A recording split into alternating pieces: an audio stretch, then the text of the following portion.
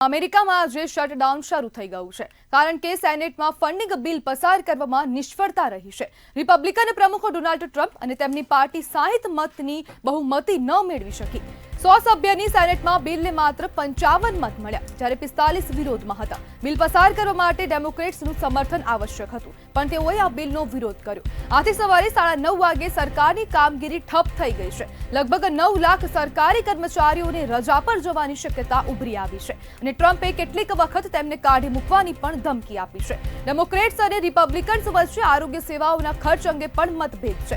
Democrats Obama આરોગ્ય subsidy વધારવા માંગે છે, જ્યારે રિપબ્લિકન્સ નાણાં ખર્ચ વધારાને લઈને ચિંતિત છે।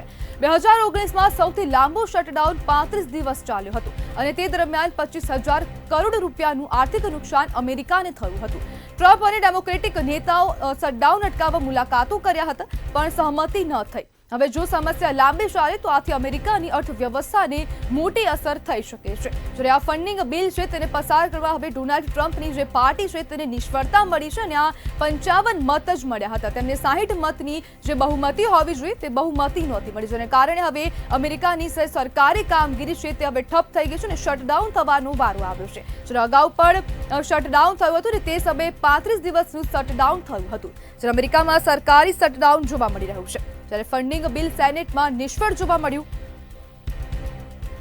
ત્યારે સાથે સિનિયર સબ એડિટર અશોક પટેલ જોડાઈ ગયા છે। અશોકભાઈ, અમેરિકા ફરી એકવાર શટડાઉન થયું છે, શું કહેશો? હા, શટડાઉન હવે અમેરિકા માટે કઈ બહુ નવાઈની વાત રહી નથી। 50 વર્ષમાં છેલ્લી 20 વખત શટડાઉન થયું છે, પરંતુ 2018 પછીનું આ પહેલું શટડાઉન છે। મતલબ કે ટ્રમ્પના પહેલી ટર્મમાં જ આ શટડાઉન છેલ્લું થયું હતું અને એ સૌથી મોટું 35 દિવસનું હતું અને એ વખતે 25,000 કરોડ રૂપિયાનું નુકસાન થયું હતું। આ ફરી વખત શટડાઉન થઈ રહ્યું છે અને એમ લાગે છે કે 8 થી 9 લાખ કર્મચારીઓને રજા પર ઉતારી દેવામાં આવશે।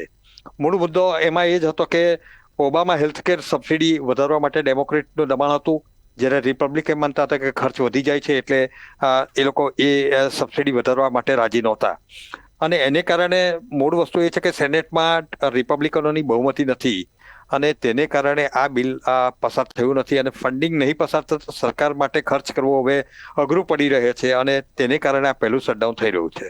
જી અશોકભાઈ, આ ફંડિંગ બિલને નિષ્ફળતા કેમ મળી રહી છે? ફંડિંગ બિલને નિષ્ફળતા મળવાનું કારણ એ છે કે સેનેટમાં ટ્રમ્પની પાર્ટી પાસે બહુમત નથી અને ત્યાં ડેમોક્રેટ 47 છે, એટલે અને સેનેટમાં આ બિલ પસાર કરવા માટે 60 મતોની જરૂર હોય છે, એટલે ટ્રમ્પને 5 મતોની વધારે જરૂર છે। એટલે ડેમોક્રેટ જે પોતાના ઓબામા કેર હેલ્થકેર સબસિડી વધારવા માટેની જે વાત કરે છે એના સહમતિ નહીં થઈ, એટલે ડેમોક્રેટ એમને સમર્થન આપે એમ નથી અને તેને કારણે પેલા 7 મત મળતા નથી અને એ જ કારણે આ ફંડિંગ બિલ થઈ શક્યું નથી। અશોકભાઈ, હવે આ શટડાઉનથી અમેરિકાની અર્થવ્યવસ્થાને મોટું નુકસાન થવાની પણ શક્યતા છે, તો હવે અમેરિકા તેની ભરપાઈ કેવી રીતે કરશે? અમેરિકા અત્યારે તો ટ્રમ્પ ફક્ત ટેરિફ પર જ મંડેલા છે અને એને કારણે બીજી વાતો પર ધ્યાન આપે એમ નથી, પરંતુ મને એમ લાગે છે કે એ હજુ ટેરિફના કોડા વધારે વીંજીને એ સર્વર કરવાની વાત કરે છે, છતાં પણ એમણે આ ફંડિંગ તો એમણે પસાર કરવા જ પડશે તો જ સરકારનો ખર્ચો નીકળી શકે એમ છે।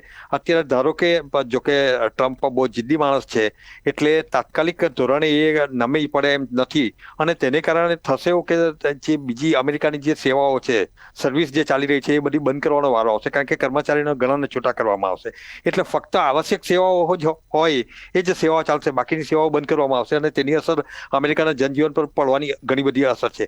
પરંતુ લાંબે ગાળે પણ ટ્રમ્પે આ નમવાનો વારો આવશે અને ત્યારે જ આ ફંડિંગ બિલ પસાર થઈ શકશે અને તો જ સરકાર એના પોતાના ખર્ચાઓ આગળ વધારી શકે એમ છે। અશોકભાઈ, શું ટ્રમ્પના આવા વલણથી તેમની જે પાર્ટી છે, તેમની જે સરકાર છે તે પડી શકે છે?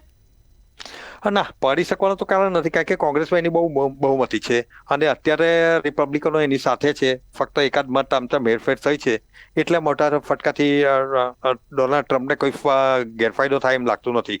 પરંતુ એમ લાગે છે કે જેમ આ ફંડિંગ બિલ પસાર નહીં થાય ત્યાં સુધી ટ્રમ્પ દબાણમાં જરૂર રહેશે અને હવે બે પાર્ટી રિપબ્લિકન અને ડેમોક્રેટ આ ફંડિંગ બિલ પસાર થાય એને માટે થોડી ઘણી વાટાઘાટો શરૂ કરશે, પરંતુ ટ્રમ્પનો જે સ્વભાવ છે એ જોતા અત્યારે તાત્કાલિક ધોરણે એ થાય એવું લાગતું નથી અને પાછળથી એ મંત્રણા કરશે જ અને તેમાં એમણે નમવું પડશે. અને તમે જુઓ છો કે ટેરિફમાં પણ ઘણા બધા મુદ્દા પર ટેરિફ ટ્રમ્પ બેકફૂટ પર ગયા છે, એટલે આ મુદ્દે પણ એમણે જવું પડશે. જી અશોકભાઈ, જોડાવા બદલ આપનો આભાર.